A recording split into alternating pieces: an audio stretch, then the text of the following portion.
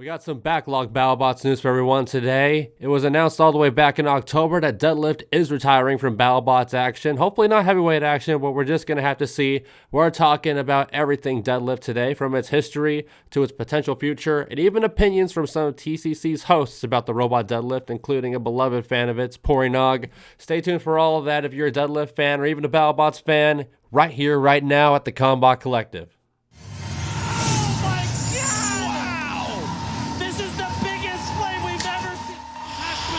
Enough energy to get in the flip on Combot. We're going to go all the way.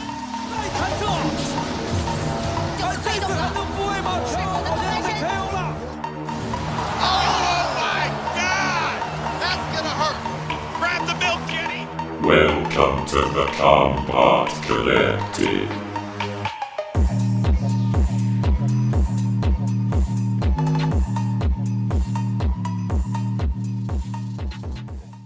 Hello everybody and welcome to another Battlebots news episode here at the Combot Collective, bringing everything you want to know about the 2022 Battlebots season coming up on January 5th.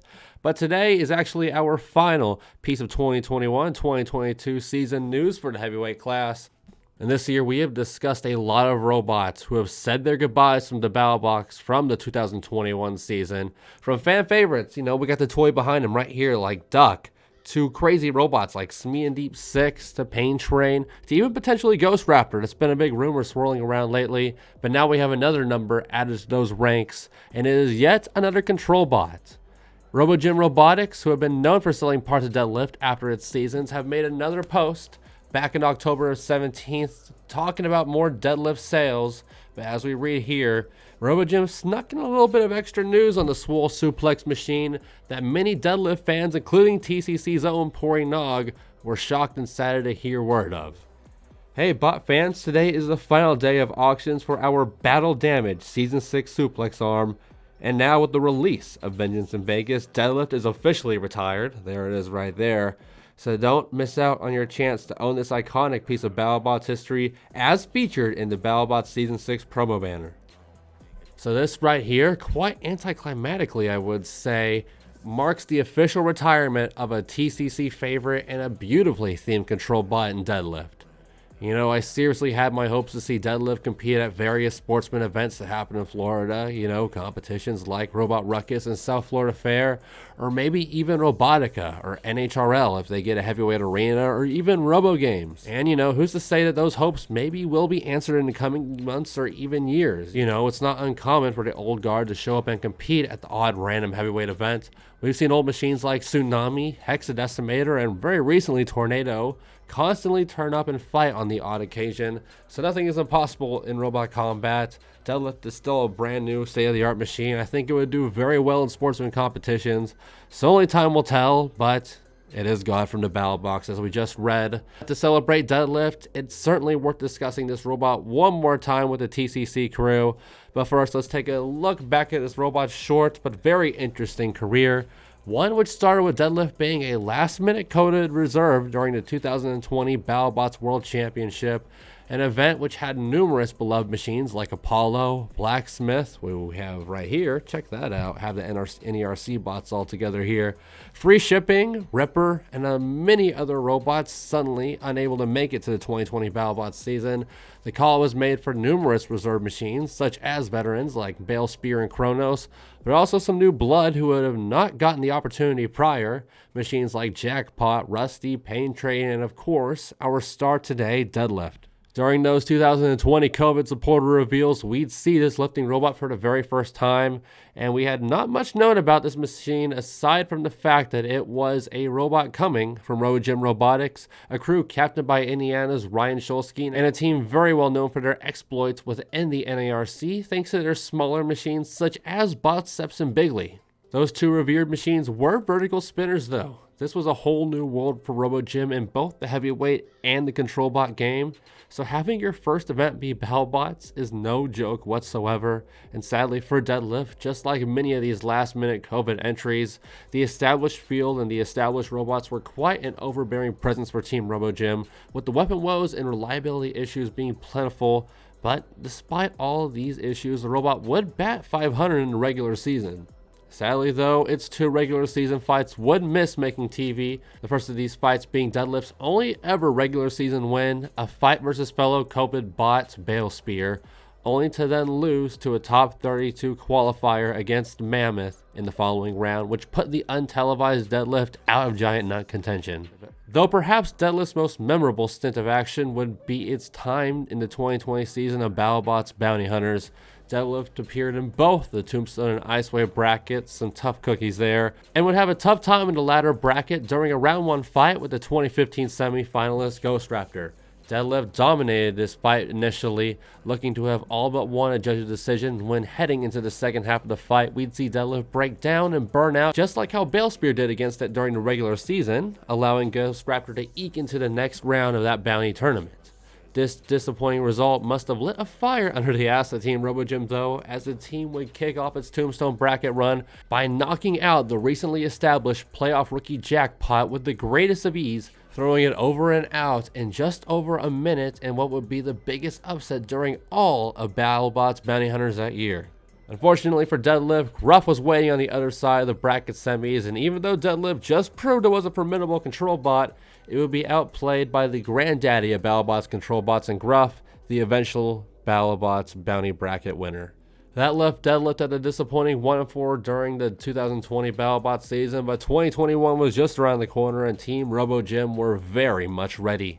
Deadlift entered 2021 with a brand new build, along with an excellent weight rack theming and even an interchangeable little muscle clamp, which really made Deadlift look like a Battlebots level combatant, something that was really built for the show, really built for TV, and even potentially a challenger for the top 32.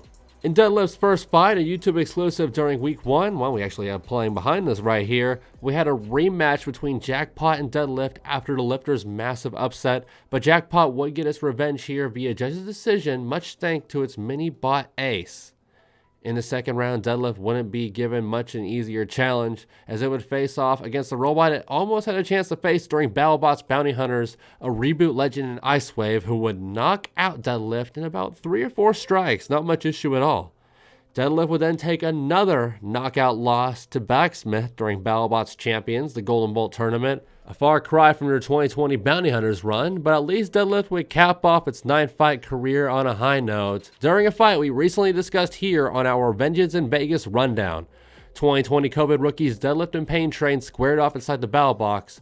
This match would end up being all Deadlift, from the Pharma Slap to the suplexes to the 360 Giant Spin. Deadlift would dominate Pain Train during this fight, and finally, in the robot's very last match, the machine would do what it was always intended to do.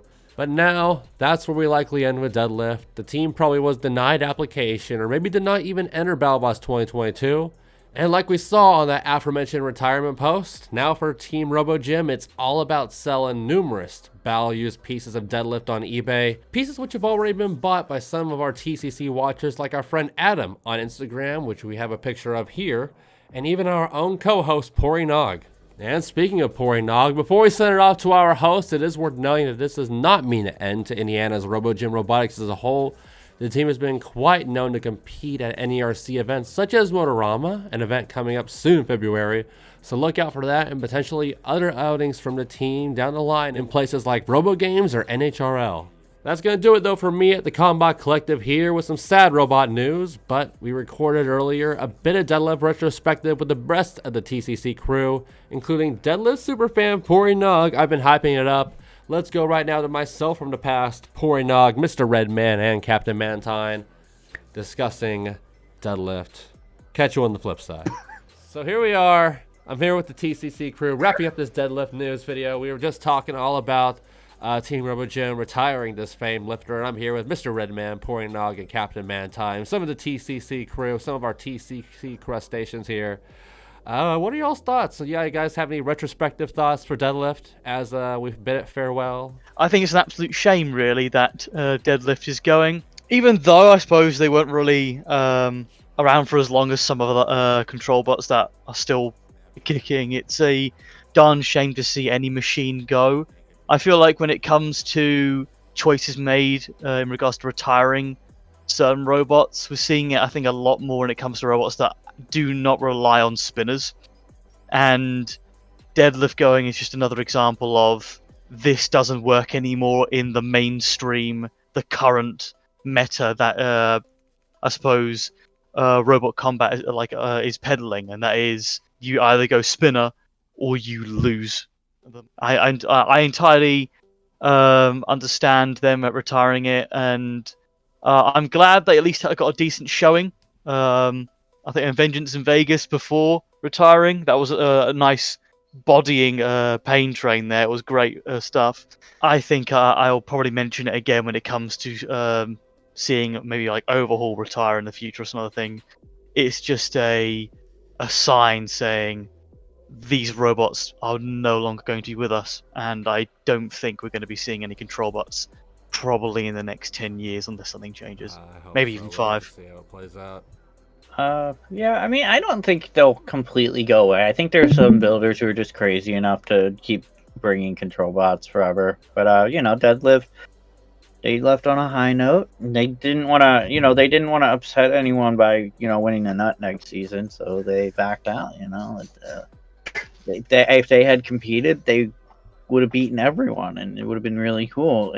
But if that would have happened, then all these casual fans would be really upset that a grappler bot won. So it's like Bite Force retiring. Like sometimes you just gotta let someone else get that giant nut. It's very commendable on Team RoboGym's part. It's good, and we'll miss Deadlift, and I look forward to whatever they build. I'll be rocking that arm forever. Hell yeah. Man, as much crap as I gave Deadlift, its last fight, I'm kind of sad that it's leaving, especially on that last fight. It finally kind of showcased what it could do, and I think it's unfortunate that they went out right after finally getting everything figured out. The robot working as intended, and then they had to leave, and it's a real shame that that's how it ended up happening. But unfortunately, and as Redman said, I mean, the whole control bot, it's sort of like an epidemic at this point. A control bot's just leaving because, I mean, they can't really compete in a world where the judging is like it is. Real shame. Deadlift. Match Against Pain Train was very impressive. I was very impressed. It was actually probably one of my favorite fights in the Vengeance of Vegas. It's a shame to see them go. They were probably one of the better control bots, as shown by that last little fight. But I don't think we'll ever really get to see their full potential now, and that's a shame. But maybe they'll come back. Hopefully they build something else, even if it's not for Battlebots, maybe for Robo Games or something, because it is a shame to see a bot go out when it finally gets everything figured out. Yeah, I mean, like y'all were saying, you never know with retirement and robot combat. We've seen some robots retired and come back years later. Just look at robots like Gigabyte and Brutality. But we'll have to see how it plays out with these guys. Maybe NHRL or somewhere up northeast will start doing heavies. That will give them a chance to maybe bust that again. But we'll just have to see how it plays out. We know we'll still see RoboGym, the team itself, compete in the future. I wish them the best of luck, but for now, we do wish farewell to Deadlift, joining many robots like Duck, Smee, Deep Six, among others, into the Battlebots ether post-2021.